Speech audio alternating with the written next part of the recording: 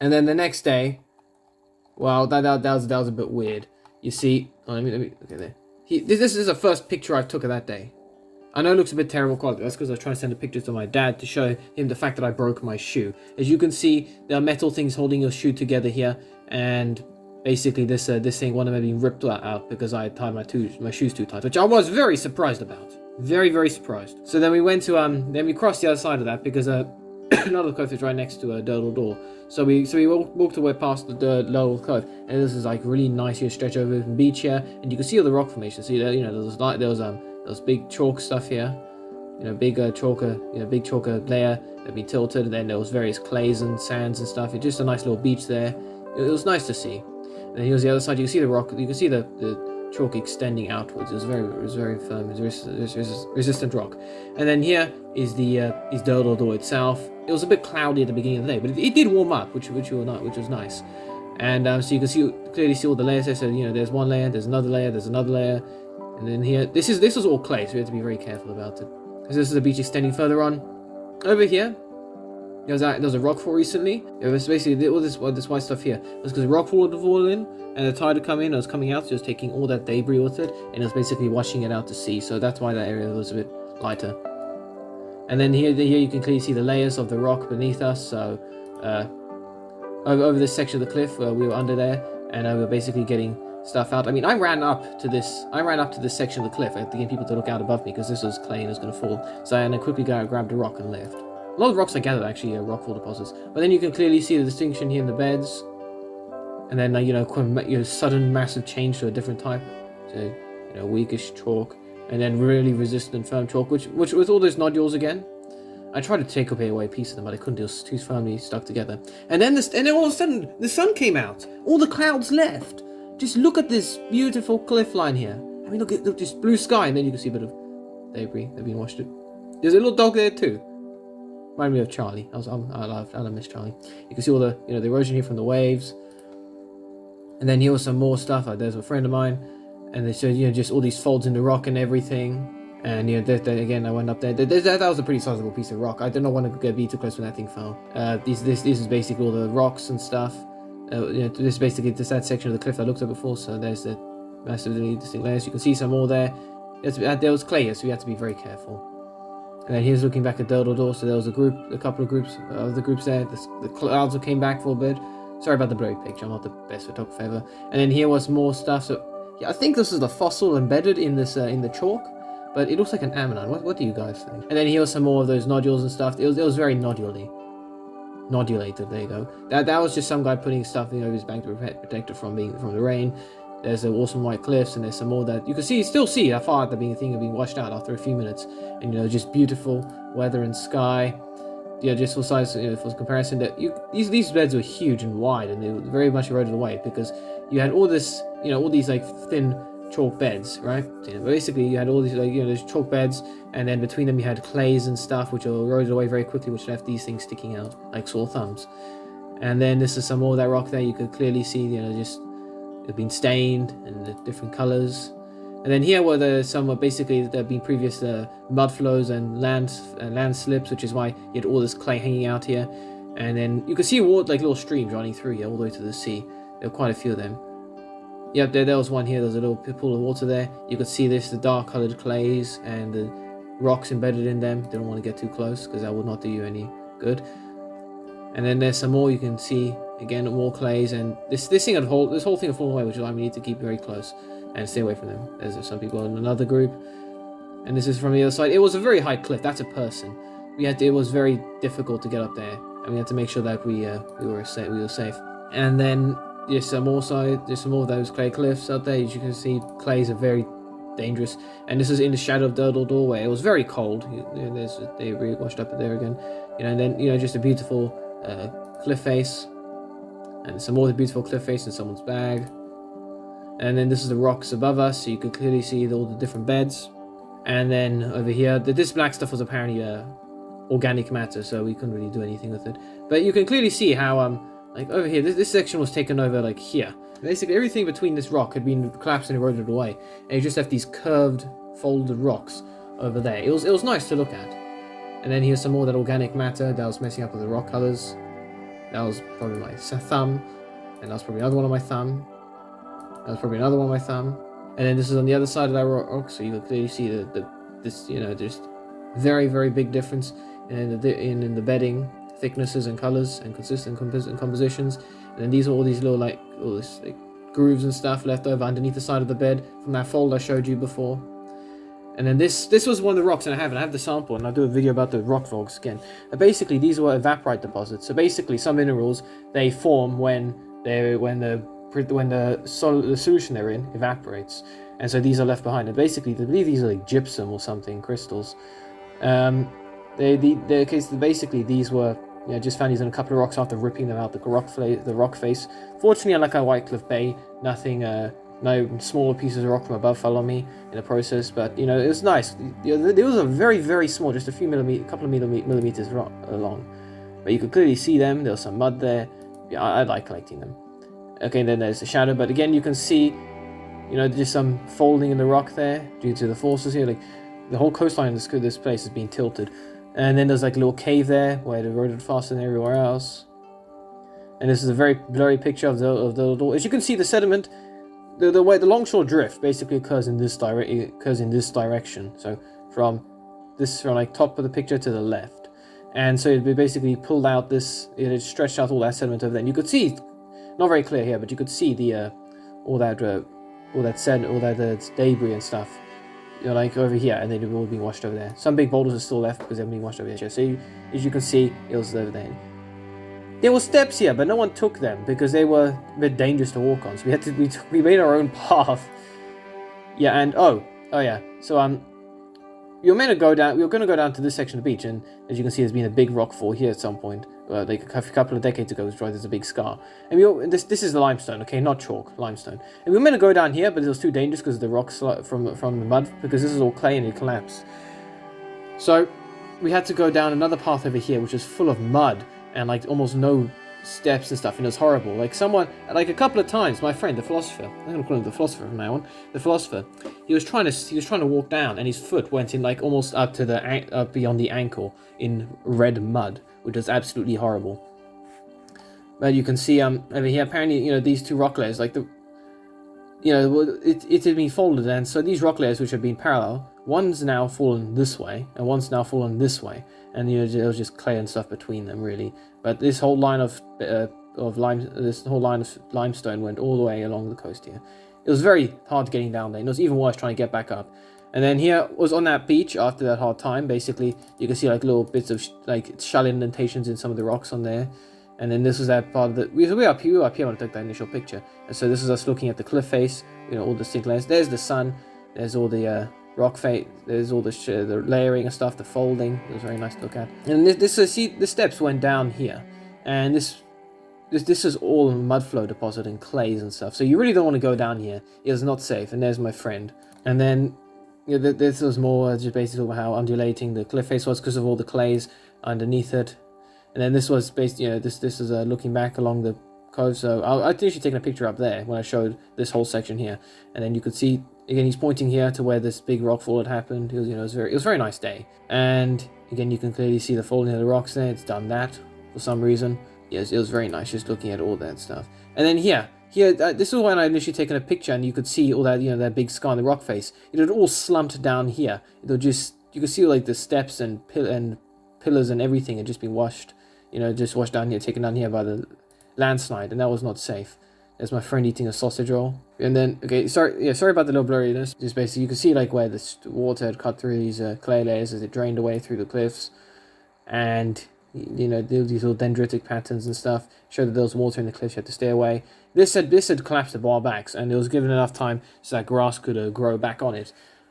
And then you can see the layers of rock, of little pebbles that have been caught up in that and everything. And then here was a bit more recent, so it slumped this way, and you could see this is like a meter high or so. Here's where the steps used to be, where it collapsed.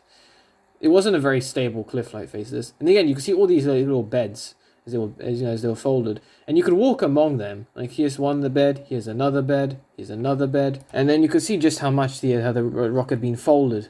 and there was a little cave there where it eroded away faster. But yeah, so these are very firm resistant rocks, and these are less resistant rocks, and they had fallen over. I took some of these samples. I tried ripping out the rock face, but it was too firm. And then this was a bit more that cave. Obviously, as you can see, some because of clay and mud. These are partially covered though, so it wasn't too good. But it was very high. So it was like 50, 60 meters high, that cliff, and you could see all the thin beds in some of these, and then a thick bed, and then the scree between them. And then this was basically a crystal solution. I believe this is similar to the rock I initially talked about. My rocks, the big ones. This is basically calcite from the limestone being forced out and recrystallizing in these like little gaps here. You could see them all over the place. Well, and here's some more of that dogtooth calcite. It was very nice to look at. Reminded me a bit of something I knew. So there's some more there. And he's like, they're all over the rocks. And you could see some more very, very fine crystals, some larger ones here. And then here was a big chunk of rock which I had it all over. And then this is me trying to zoom in on them so you could see clearly that there was a tetrahedral structure there. And there's some more of that like calcite. And there's some even more. I like taking pictures because again, it felt familiar to me. Okay, that's a blurry one. It felt familiar to me because I had these calcite specimens for years. And so there's some more. And there's some more. You could clearly see all the shapes and like reflecting on them and pointing in different directions. And then this was a coal seam I had found in between two clay layers. And I spent a whole lot of time ripping up pieces of coal to examine. And there's another piece of there's some more coal there. Ignimbrite, I believe it's called sometimes. And this whole section here, basically the stairs where it went along in a manner, so like from the middle of the bottom of the screen to the left. And so basically this section of the cliff had collapsed and had almost fallen onto the stairs, full of clays and everything. It was absolutely, and you could see here it almost fell on. And it was like, it must have been liquid at that point in time. It was absolutely horrible. You had all this mud here, you had water in these steps here. It was absolutely horrible. And then when we went back to that area by Durdle, you could see the more the debris had been washed out, the sediment had been washed, the debris was washed out to sea over here, and then all along the coast here. It was nice to see. It was a huge distance. You can see just like little pebbles there where it was, and it's spreading out over here. This was me walking and looking along the back of that cliff. There's that scar I was talking about. Not very stable, very, very steep little hole there. Not safe at all. Which is why I was on that side of the fence. And then this was from even further back. So the little doors there, that cove before was over there. It'd been washed all the way along here.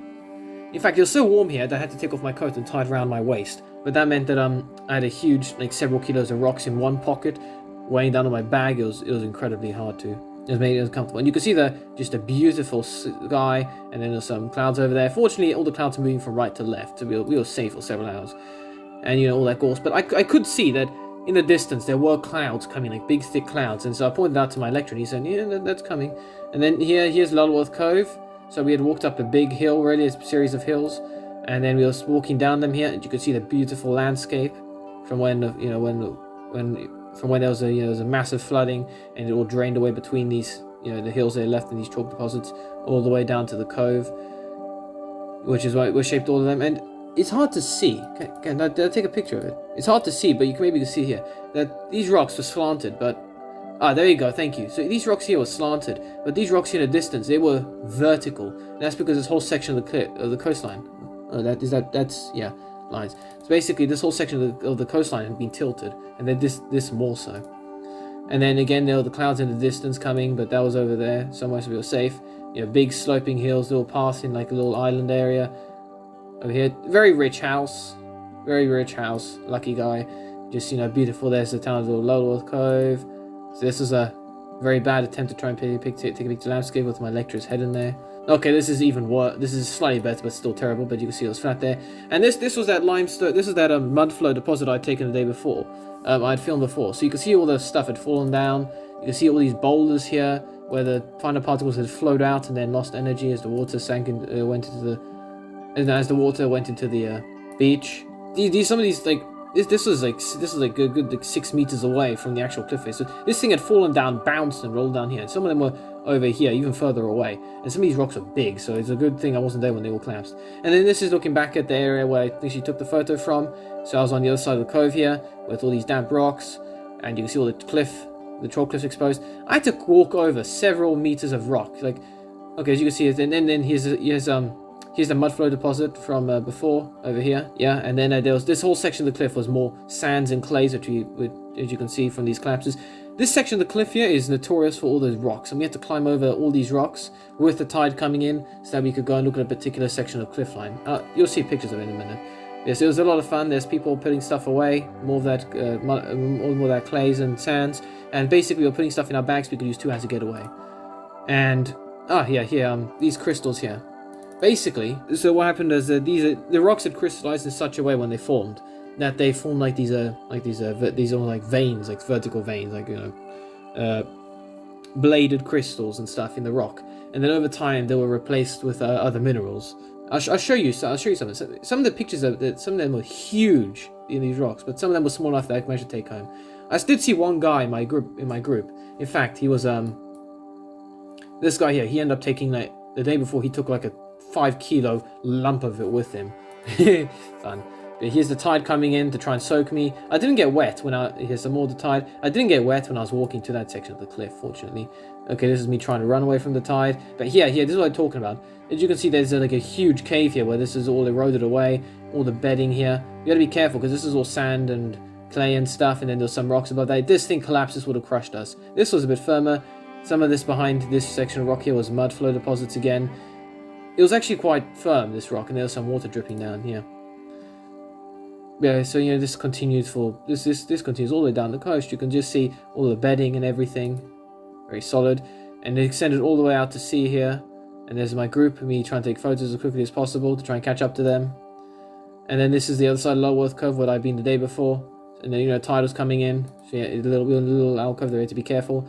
There's more of that bedding here. You have to be careful again because this stuff could collapse very easily. Again, look at all these very, very thin beds. Some of them being folded very nicely. It's nice to see. And then here more folding and bedding here in these limestone cliffs. And some of them are breaking away certain parts. There's a bit dangerous. Like this part here, like 4 or 5 meters above our heads. This would have eased. This was probably like a couple of tons. This boulder here, and it was going to fall, but it was stuck. But you could see it was overhanging to the point that it was going to fall at some point. And we managed to get away, fortunately. Didn't see it collapse, but it would have been interesting to see it, as long as I wasn't under it or anywhere near it. And then this, again, we've got to be careful because there are all these fractures and joints in these beddings, which would have meant that they could have collapsed on us.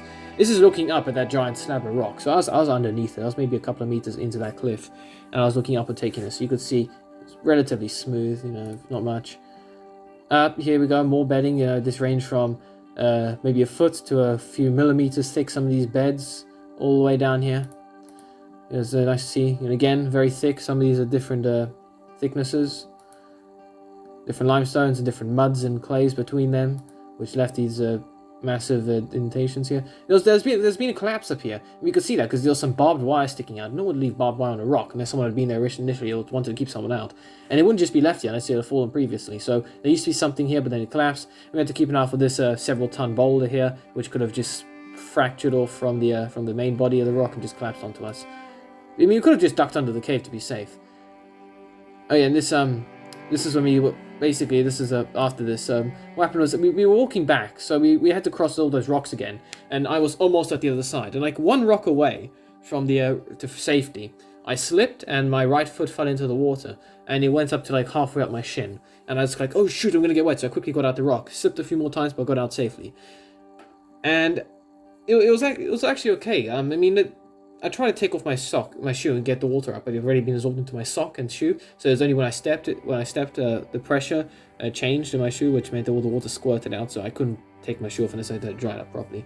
But the water never got higher than my shins. Like I know, I was wearing jeans, and they say don't wear denim because it soaks up water. But I was actually relatively fine when it came with the rocks.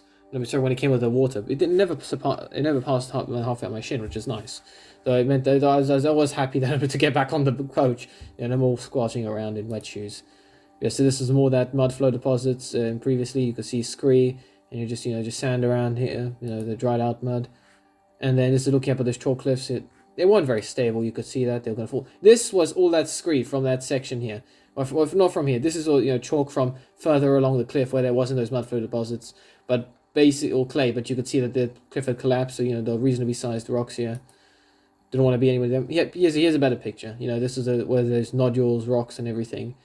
You don't want to be anywhere near that stuff when these collapse. My helmet can only offer so much protection. Here's a bit of shell sticking out the rock, and you can see a couple of these fossils here. There's some crystals, some algae. That was the last picture I took of Lulworth Cove. So yeah, so it was an enjoyable trip in that, you know, we learned a lot and took a lot of nice pictures, got a lot of samples. We record now, might as well, but you'll only see them maybe in a couple of weeks. It was nice to look at all that stuff. You know, just to learn about how it happened. You know, just the beauty in the rock. It certainly was something to see, and you know, it was interesting to see, you know, like my first mud flow deposits and clear and, you know, minor rock falls and all that, and then just to see all that stuff. I mean, what happened after that was basically we spent too long trying to get out of that flooding area when the tide was coming in, and so we had to rush off to the bus. But I was hungry, so I decided to order fish and chips because it was Friday. I couldn't order meat, and I didn't realize it then. But we weren't meant to be eating on the coach, so I had to ask the lecturers to kindly hold back the coach for a few minutes while I waited for my fish and chips to be done. And then I got my fish and chips, and then I got onto the coach and just waited. And I got off the coach, and then I ate my fish and chips, which were very nice.